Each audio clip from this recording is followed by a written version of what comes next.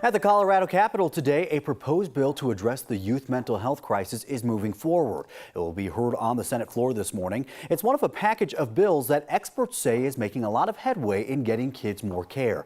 Now, reporter Anusha Roy joins us live in studio. And Anusha, the bills don't solve one big problem. Yeah, we're talking about long-term funding because one legislative session isn't going to solve what's been a crisis years in the making. And a lot of programs are actually funded through federal relief dollars that are drying up. So the state is now in conversations about how to fill that gap. Experts do say, though, that over the years, including this session, the bills being debated are making some good headway. That includes House Bill 1269. It's going to be on the Senate floor later this morning. It's addressing the number of kids who end up in the ER during a mental health crisis, like at Children's Hospital, because they don't have anywhere else to go. The bill would create a system to track how often this is happening to highlight the gaps in care. It would also be boosting Medicaid rates for more complex cases and then injecting nearly $6 million to help fund treatment for kids with complex needs.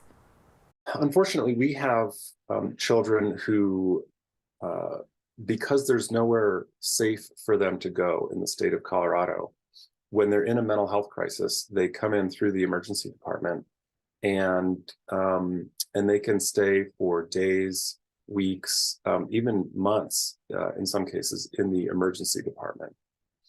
And they're in a windowless room. We're keeping them safe, but they're not getting the best treatment. They're not getting the mental health care that they need. They're really just being housed in the emergency department.